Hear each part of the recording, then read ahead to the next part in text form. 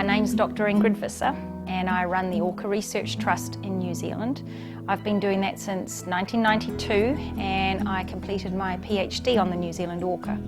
That was the first PhD ever and remains the only PhD on New Zealand orca. Before I started my research, we had no idea how many there were, where they were going, what they were feeding on. And now we've got a little bit of an idea. There's less than 200 of them. They seem to spend most of their time, if not all of their time, around New Zealand, and they specialise in feeding on sharks and rays.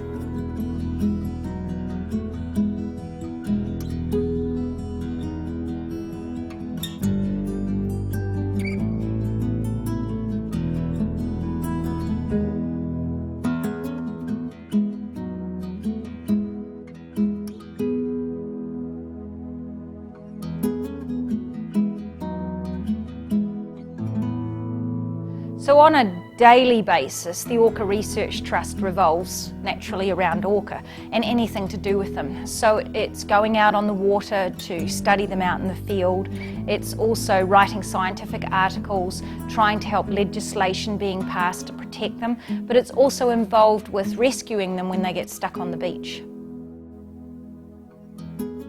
I've got an 0800 toll-free number set up, that's 0800 See Orca, so if people see the orca they can call me.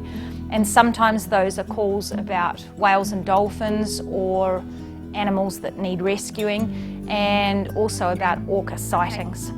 And then I launch my boat, I go out and I find the animals, and obviously if they need rescuing we do that. If they don't need rescuing, then it's a matter of collecting the data. And that involves a number of different things. First up, I do photo identification, and that allows me to see which individuals are there and who's hanging out with who. And then I also look at their overall behaviour. Are they feeding? Are they sleeping? Are they travelling? Are they socialising? Things like that.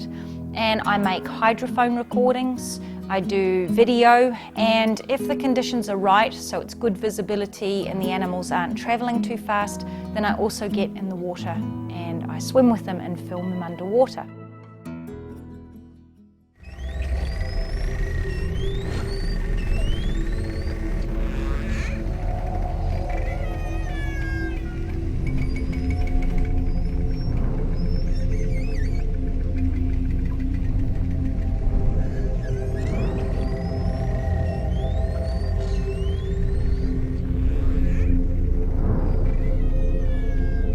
People often think that I'm crazy to swim with the orca, but despite the fact that there's been hundreds of attacks in captivity and even 3 fatalities, in the wild there's never ever been a verified attack of orca having a go at humans.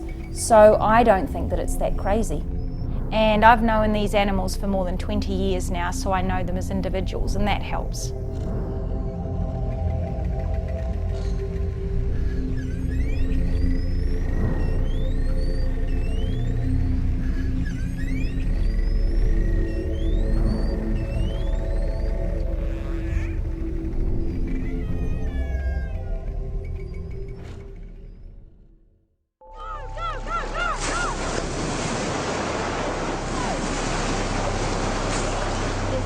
Typically, I hear about a stranded orca from a call on the orca hotline, and then it's all go. The New Zealand orca have the highest rate of orca strandings in the world, and I believe that that comes about because they're actually hunting for rays in very, very shallow water.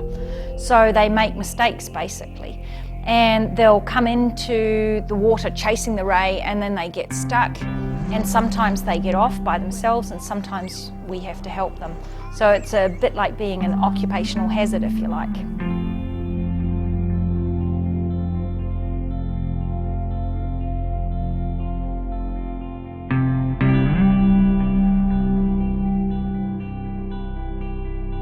As soon as he was in deep enough water, he knew that he could help, and he was just going nuts. Woo!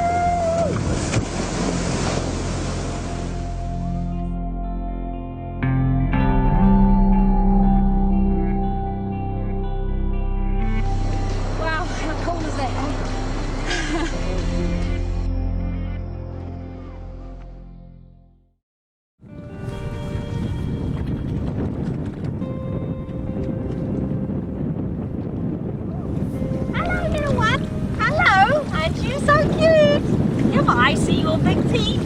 I see your big teeth. Come on. Come on. Hello. Hello. Hello.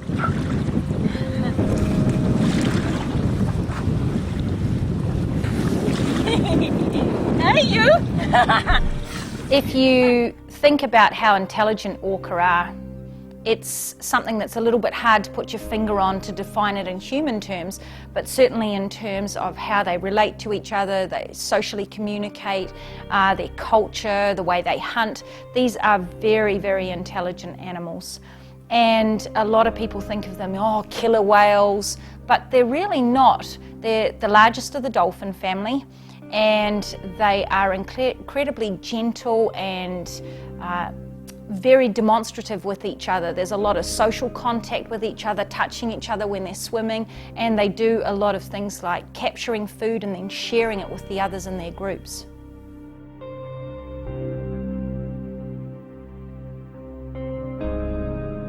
So when I set up the Orca Research Trust, one of the things that I wanted to be sure of was that there was an educational component to what we were doing. I wanted the public to know more about these animals and what they could do to protect them. And as part of that, one of the things that I wanted to find out was, how are these animals affected by humans?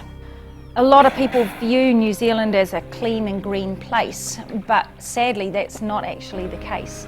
We have a legacy of chemicals that have been used in agriculture and are still being used today. Some of those come from agricultural runoff, some of them come from runoff within the cities, and some of them come from leaching from dumps, where we go and dump all of our rubbish, and then there is the rain, and that gets into the streams, and that comes down into the harbours, and it makes it into the oceans. Given that the New Zealand orca specialise in feeding on rays, which are often in these shallow harbours, they accumulate a lot of toxins through the food chain. And New Zealand orca actually have the highest level of toxins recorded for any animal in the southern hemisphere. It's pretty scary. What that's going to alert us to, and perhaps allow us to be able to implement, is better legislation to control these chemicals, so that we're not going to be putting more of them into the ocean, and we can do a better job of protecting the ocean.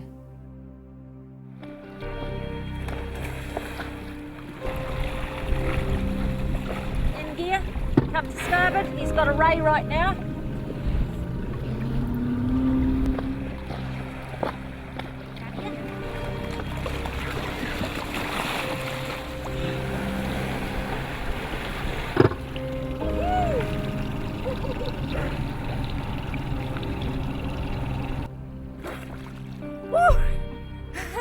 So, they hit an eagle ray, and you can actually see the teeth marks in it from where they've been holding it and ripping it apart, and they've been trying to get it all the insides, and it looks like they're feeding on primarily the liver, and that's a real concern for me, because the liver is the filter organ, and the filter organ, of course, has a concentration of all the pollutants and contaminants from the harbour.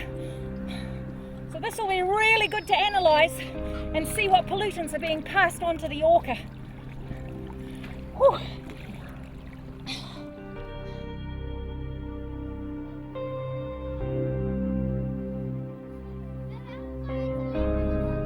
One of the issues that orca face is that they are such remarkable animals, and because of that, people want to see them up close and personal. So there are other people who want to make a profit from that. They capture the orca from the wild, and they rip them out of their families, and they dump them into these concrete tanks and make them perform tricks. People pay to go and see that. They're brainwashed into thinking that this is a really good thing to see and a good thing to do. It's family entertainment, and they just don't seem to realise how much these animals suffer.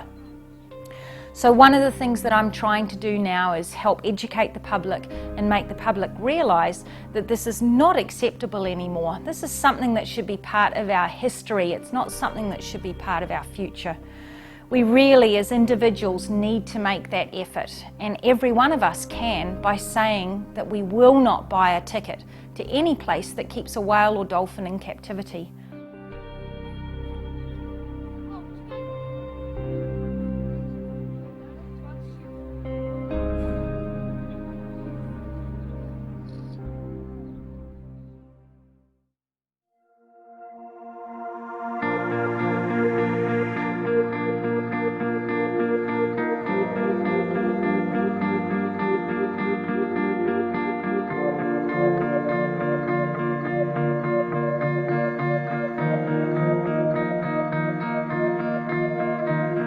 In the past, the Orca Research Trust has been able to do some really remarkable things, including managing to change the endangered status of the animals here in New Zealand. They were classified as common, and through our research we've been able to show that they're actually nationally critical. That means that there's less than 200 of them around New Zealand. But there's been other things. We've rescued a number of individuals, many of whom we still see, which is really great. And we hope to be able to continue on with that research, and that's really why we need support, because we don't get funding from the government and we rely solely on donations coming in from the public.